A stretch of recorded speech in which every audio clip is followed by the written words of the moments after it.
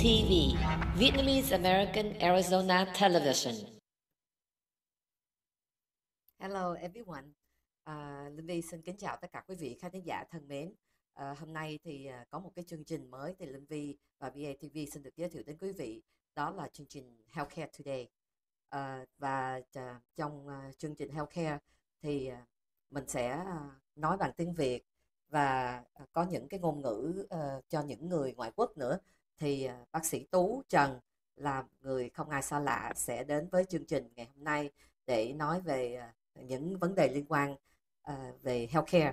So we will share with everyone about the healthcare because the summer's coming, or even anytime when you travel out of state, out of the country, especially to the third world country, we have to be very careful with what we eat and what symptom and problem that we have. But before I go into detail, I just want to remind everyone that starting in March of 2025, we need to have a real ID card to enter the airport, not just the driver license or the passport. So if we have time, we should do that so we can get prepared for our travel. So hello, Dr. Tu Tran. Hello. Kính chào Linh Vi, kính chào tất cả quý vị khán thính giả của đài VATV Arizona. Tôi tên là bác sĩ Trần Anh Tú, chuyên khoa về ruột gan, làm việc tại California cũng hơn 20 năm rồi. My name is Dr. Tran, specialized in gastroenterology, and I have been working here in California for more than 20 years. Rất là hân hạnh có mặt ở đây với Linh Vi với tất cả quý vị. Và cũng chia sẻ vài đề tài cho quý vị. Hy vọng rằng là với cái đề tài này sẽ giúp quý vị một phần nào đó trong đời sống của quý vị. So I'm here, I think we are talking about food poisoning because summer is coming, a lot of people are going traveling, and so there are some informations that we would like to share, so hopefully that will help you in one way or another. Okay? That's good. Okay, Dr. Tran, so we know, how can we distinguish the stomach pain to figure it out is a food poisoning or any other issue in our stomach? Well, yes. The stomach pain is just symptoms, and a lot of things can cause it. Obviously, if you have ulcer disease, then you have a specific pain, but overall, the pain is very similar as well. It's right in the belly, chronic. Sometimes you feel bloated, sometimes you feel heartburn. So there are certain symptoms that you can distinguish that from ulcer disease. There are other symptoms that is more chronic. For example, like lactose intolerance, people who cannot tolerate milk or dairy product. You also have bloating, nausea, vomiting, diarrhea as well. So very similar to food poisoning. Other disease like celiac disease, which is systemic. It has other systemic symptoms going along with that, but it seems to be chronic, and so you have it for years. And so you can somehow distinguish for that. But when you talk about food poisoning is specifically in terms of what we ingest. If you go to to different country, different places, and you start eating in a few hours to a day, you start having nausea, vomiting, and all that stuff, then most likely it's food poisoning. And so it all depends on the symptoms, whether or not it's acute, or not, versus ulcer disease or other kind like lactose intolerance or celiac disease. And so you may distinguish that yourself, because if you have ulcer disease, you know the specific symptoms for the ulcer. Okay. So hopefully you can kind of be careful what you eat and all that stuff, so you know whether or not it's food poisoning. So Dr. Tran, what food are more susceptible to contamination when travel? Well, obviously most of the food that is not cooked, that's one thing. Uncooked food tend to be susceptible, and so you have to be very careful with that. Food that is present, even though it's cooked, but it's being present on the table and just laying there for about a few hours or so. If the food is not warm, I mean, it's not hot enough or is or frozen cold, then the bacteria can grow. So warm, lukewarm, on the table that has not been touched, bacteria tend to grow within those hours. And when you eat them, that's when the symptoms going to start. And so basically, what you want to do is whatever you want to eat, either in the restaurant or on the street, make sure that it is very, it cooked well, very hot in front of you. So you know that it's being, the bacteria are being killed before you eat them. And don't afraid to waste food, right? Any food that left not too long, I mean, not long enough, throw it away. That's right. That's right. And then but the other thing is the water. The water is also whether or not it's tap water. You want to make sure that you drink from purified water, or if you drink in a can sodas that is not open yet. Sometimes with what you call that the other can where sometimes they open it, they refill the water or refill the drinks and seal it Purified up. water. That's the purified. Yeah, so basically, if you stay away from a tap water, then it will help you a bit. In terms of dairy, a lot of people, even though they are not lactose intolerant, they tend, if you stay away from dairy, you don't know what the dairy in that country may have. But most common recommendation is kind of stay away from dairy product while you travel. So that might save you from reaction to it, from the symptoms of gastroenteritis.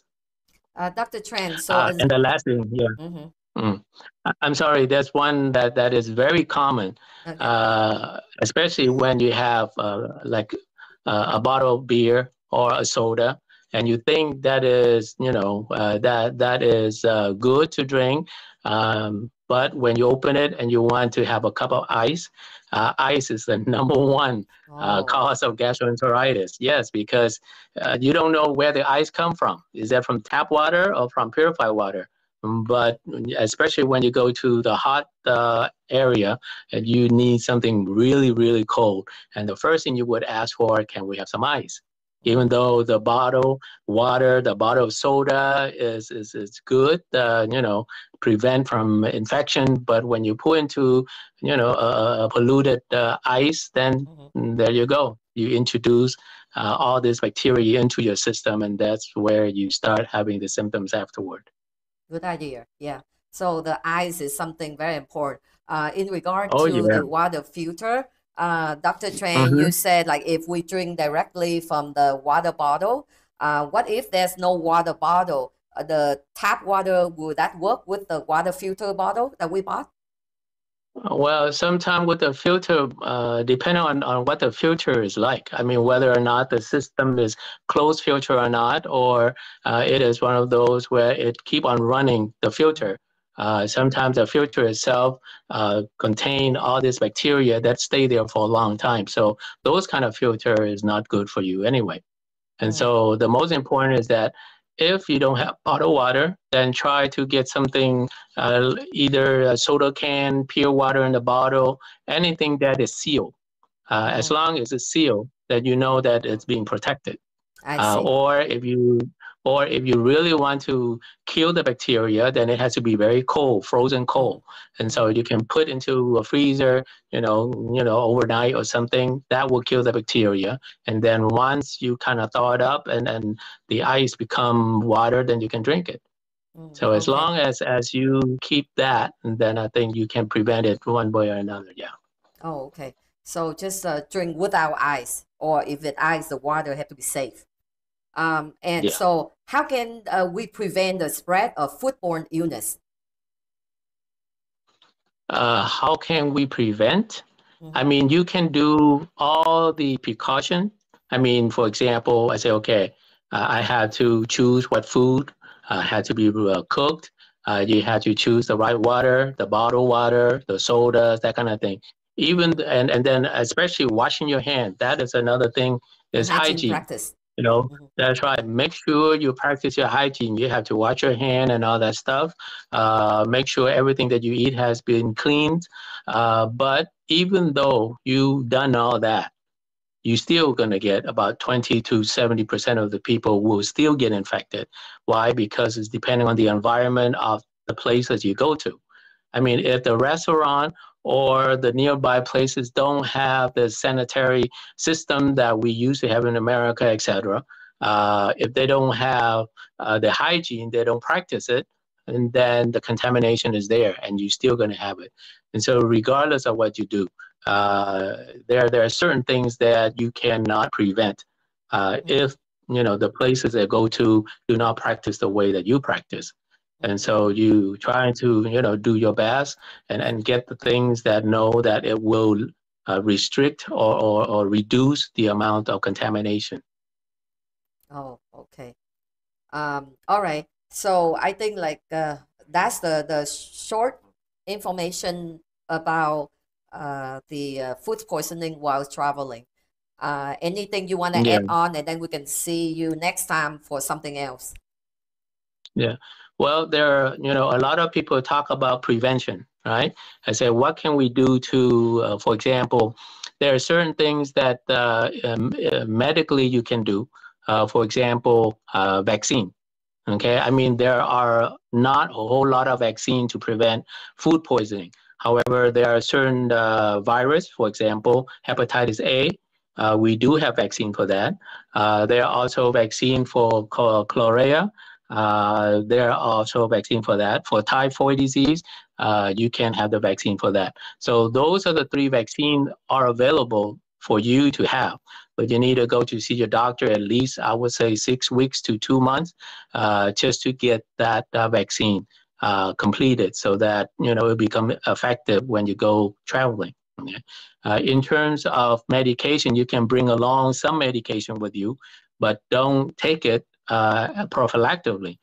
Because if you do take prophylactically, it will destroy your normal flora inside your system, and it will develop some risk for other more dangerous bacteria. And Mm-hmm. so, for example, you take home for example Pepto-Bismol, for example, antibiotics like tetracycline or Cipro, for example. You just bring it along with you, and especially anti-diarrhea medication. So that if you have the runs, at least you can take that. That will control it. Because if you don't, and if your symptoms kind of last more than 2 or 3 days, you become dehydrated, and your body needs hydration quickly. But if you don't, then your body become more weak, and you tend to get sicker that way, especially in children. Now, in children, they get dehydrated very easily. So, in order for them to get all that vitamins, all that salt that been missing because of the diarrhea, then you need to have certain things over there that may have some like Gatorade or things that has some electrolyte in there so that you can take or the children can take so that hopefully they will recover from that. The sooner they recover, the sooner the body will be feeling better. But otherwise, if they cannot get all that electrolyte in quickly, then they will get sicker and they will get more frail. So their traveling will be not a fun thing to do. To do, yeah.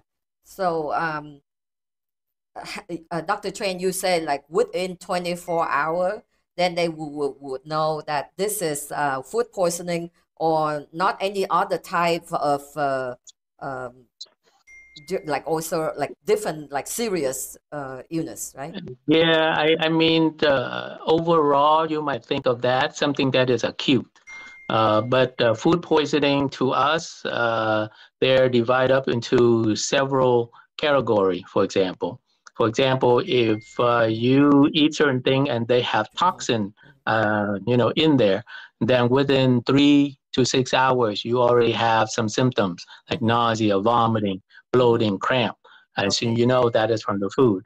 If it comes from bacteria, and then their incubation is from 6 hours to 1 or 2 days. So you Okay. start having symptoms like the day after. If you start having like a virus, then it may be a little bit longer. But the one that nobody realizes is what we call oviparasite, like protozoa.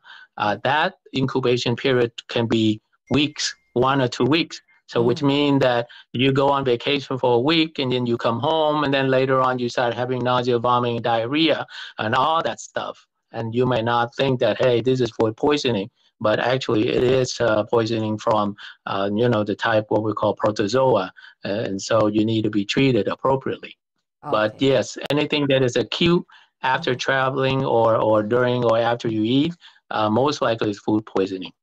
All right. So thank you so much, Dr. Tran, for all the sharing today for the Healthcare Today program.